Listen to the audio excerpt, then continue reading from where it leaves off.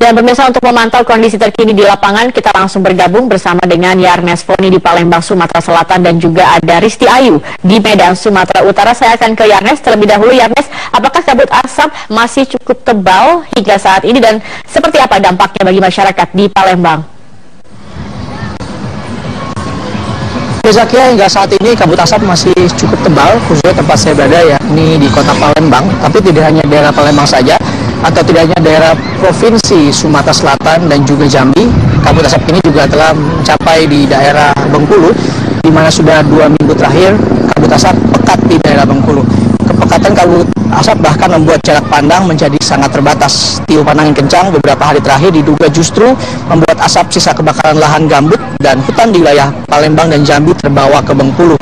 Selain itu, BMKG Bengkulu juga merilis sebanyak 4 titik api terdeteksi di 3 kabupaten dan kota di Bengkulu. Meski dilanda kabut, namun aktivitas warga masih berjalan normal. Warga juga belum terlihat menggunakan masker saat beraktivitas. Selain itu, dampak kabut asap di kota Palembang sendiri, banyak juga warga yang saat ini sakit inspeksi saluran pernapasan akut atau ISPA. Seperti di beberapa rumah sakit, di Rumah Sakit Muhammadiyah Palembang ini, selama sebulan terakhir, pasien terserang ISPA dan berobat di rumah sakit ini sudah mencapai sekitar 218 pasien, 60% orang dewasa dan juga 40% adalah anak-anak. Sementara dari 218 pasien tersebut yang menjalani rawat inap di rumah sakit ini hanya tinggal 2 orang. Pasien yang didiagnosa mengalami penyakit TBC karena paru-paru. Menurut data dari pihak Rumah Sakit Muhammadiyah Palembang, jika dibanding bulan Juli lalu atau sebelum kabut asap saat ini, memang jumlah pasien sudah yang berobat dikarenakan sakit ISPA ini telah meningkat bahkan mencapai 100%. Per Juli kemarin, Zakia, ada 287.438 kasus ISPA di Sumatera Selatan dan yang paling banyak terdampak di kota Palembang.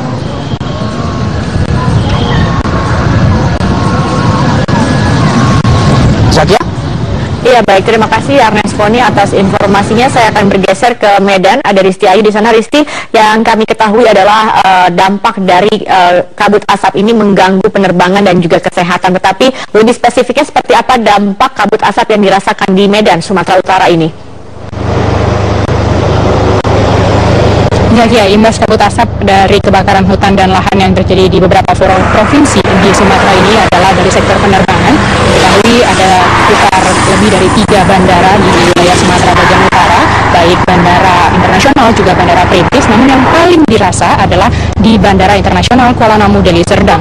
Setidaknya dalam 4 hari terakhir ini, penerbangan di Bandara Kuala Namu mengalami gangguan, namun yang paling parah dirasakan adalah hari ini karena jarak pandang untuk penerbangan yang krusial adalah saat lepas landas dan juga mendarat hanya di bawah 1.000 meter, padahal normalnya kurang lebih adalah sekitar 1.000 sampai 1.200 meter. Dan apabila jarak pandang di atas 1.000, pesawat masih bisa lepas landas ataupun juga mendarat, namun harus dilengkapi dengan alat GPS ataupun juga mengandalkan alat visual lainnya. Dan adapun penundaan atau penjadwalan ulang penerbangan yang terjadi hari ini ada sekitar 15 penerbangan, baik keberangkatan dan kedatangan. Untuk keberangkatan ada 10 penerbangan dan untuk kedatangan ada 5. Keberangkatan ini untuk 10 penerbangan paling banyak dirasakan untuk ke rute Jakarta, juga ke Penang, Malaysia. Sementara untuk kedatangan, yakni paling banyak dirasakan dari Jakarta menuju ke Medan, Sumatera Utara. Dan kabut asap yang tampak di Bandara Kuala Namu ini adalah mulai dari lokasi pembangunan jalan tol yang jarak kurang lebih 4 km dari terminal bandara. Kemudian juga kumpulan kabut asap ini semakin banyak terlihat dan juga semakin pekat ketika mendekati terminal, baik terminal keberangkatan juga kedatangan, termasuk landasan pacu Bandara Kuala Namu. Inilah yang menyebabkan mengapa begitu banyak penerbangan yang dibatalkan, karena memang paling krusial adalah saat lepas landas dan juga mendarat. Dan juga yang paling memberi dampak karena kabut asap ini adalah kerugian dari pihak maskapai yang terpaksa harus menjadwalkan ulang sejumlah rute penerbangan karena harus menyesuaikan lagi dengan rute-rute dari maskapai lain, dan ini paling menyulitkan yang dirasakan oleh pihak AOC atau Airlines Operator Komite. Dan berikut keterangan selengkapnya dari pihak AOC Bandara Kuala Namu. Bukan mereka yang membatalkan ya, tapi airline yang membatalkan perjalanannya. Ini akan diberikan pergantian ya, schedule jadwal keberangkatannya bisa dimundurkan ya, ataupun kalaupun sesuai dengan policy masing-masing yang ada di penerbangan itu bisa di-refund, ya, bisa diuangkan kembali. Dan biasanya sih memang airline akan reschedule ulang semua, ya, jadwal penerbangan, karena ini kan menyangkut force majeure, ya, bukan kesalahan itu ada pada airline. Jadi memang. Dan Zakia, meskipun dari pihak AOC mengatakan tidak ada kompensasi karena adanya penundaan atau pembatalan penerbangan, namun pihak penumpang tetap mengeluhkan karena adanya penjadwalan ulang karena mereka harus mengalami kerugian baik waktu juga biaya. Dan kami memantau ada salah satu penumpang yang begitu kecewa berat dikarenakan adanya penundaan penerbangan. Berikut selengkapnya. Dampak kebakaran lahan di beberapa wilayah di Sumatera merugikan beberapa pihak. Salah satunya adalah Bandara Internasional Kuala Namu. 15 penerbangan terpaksa harus digagalkan. Pasalnya, kabut asap sudah menyelimuti Bandara Internasional Kuala Namu ini sejak dari pagi. Menurut BMKG Bandara Kuala Namu, jarak pandang juga hanya 1.000 hingga 1.500 meter. Sejak pukul 5 waktu Indonesia Barat, 10 penerbangan tujuan Sibolga, Pinang Sori, Batam, Jambi, Jakarta, dan Penang terpaksa membatalkan penerbangan. Sedangkan 5 kedatangan yang gagal mendarat adalah penerbangan dari Sibolga, Aceh, Batam, dan Jakarta. Pembatalan penerbangan ini mengakibatkan sedikitnya 1.000 calon penumpang terlantar. Hanas Hadea, salah satu calon penumpang tujuan Sibolga, mengatakan terpaksa harus melakukan refund karena pesawat Wings Air yang akan dinaikinya membatalkan keberangkatan. Tujuan ke Sibolga. Ini kenapa? Karena ada kabut. Berangkatnya jam berapa rencana? Tadi dibilang jam 10.25 landingnya. Ini tadi pas jam 10.25 ditanya lagi kan Pak? Nanya di dulu. Baru terakhir tadi dibatalin ya. Dari Medan, Sumatera Utara, Surya Dharma, Metro TV. Saya kira berdasarkan pantauan kami memang tingkat kepekatan dan juga ketebalan kabut asap yang terjadi di sekitar jalur penerbangan Bandara Kuala Namu ini adalah ketika waktu pagi hari dan mulai akan menipis ketika siang hari karena terpapar sinar matahari dan kemudian biasanya akan kembali menebal pada sore hingga menjelang malam hari. Untuk sementara kembali ke studio Zakia. Ya baik, terima kasih Risti Ayu melaporkan dari Medan, Sumatera Utara, dan sebelumnya ada Yarnes Porni dari Palembang, Sumatera Selatan. Asap di sejumlah daerah ini akibat kebakaran lahan dan hutan semakin mengkhawatirkan memang. Bahkan di beberapa daerah kualitas udara sudah berada di atas ambang bahaya. BMKG Kota Palangkaraya merilis Indeks Standar Pencemaran Udara atau ISPU di Palangkaraya menunjukkan kualitas udara pada level berbahaya. Kabut asap juga mengganggu jarak pandang pengendara berkisar 300 hingga 500 meter.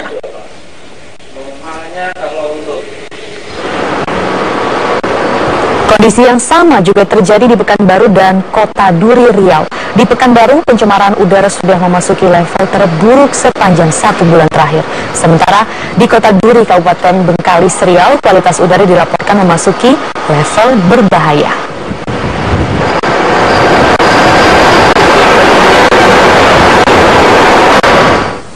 Sejumlah sekolah dan taman kanak-kanak di Pekanbaru Riau dan Jambi ini diliburkan. Hal ini lantaran kabut asap yang melanda wilayah tersebut semakin pekat. Dinas Pendidikan Kota Pekanbaru menginstruksikan 500 sekolah dasar dan taman kanak-kanak di Pekanbaru Riau diliburkan. Kebijakan meliburkan sekolah ini diambil menyusul memburuknya kualitas udara di Pekanbaru dan sekitarnya lantaran kabut asap yang semakin pekat. Hal serupa juga terjadi di Jambi. Wakil Wali Kota Jambi Abdullah Sani yang sebelumnya sempat menginstruksikan meliburkan murid sekolah pendidikan anak usia dini dan juga taman kanak-kanak selama 2 hari kembali meminta pihak sekolah agar memperpanjang libur sekolah. Instruksi perpanjangan libur sekolah ini akibat kabut asap di Kota Jambi yang semakin tebal.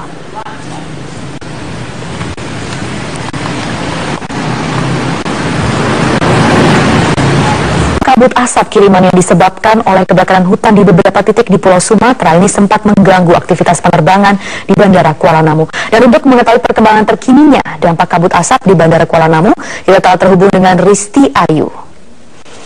Risti, sejauh mana ini dampak yang ditimbulkan kabut asap hingga pagi ini? Maria, untuk dampak kabut asap dari kebakaran hutan dan lahan di sejumlah wilayah di Pulau Sumatera sampai saat ini untuk di Kota Medan memang belum mengganggu secara langsung untuk aktivitas warga. Meski setiap pagi ini hampir sepekan terakhir cuaca ataupun langit Kota Medan ini terselimuti kabut asap yang cukup tebal apabila dengan tingkat dan ketinggian kurang lebih 400 meter di antara gedung-gedung perkantoran. Dan jarak pandang sendiri di Kota Medan masih cukup normal, sekitar 1 km. Meski demikian, warga juga yang tetap beraktivitas normal ini biasanya apabila sudah semakin mengkhawatirkan kualitas udara akibat kabut asap di Kota Medan ini akan secara swadaya melindungi dirinya dengan menggunakan masker wajah agar terhindar dari iritasi mata dan juga potensi gangguan pernapasan.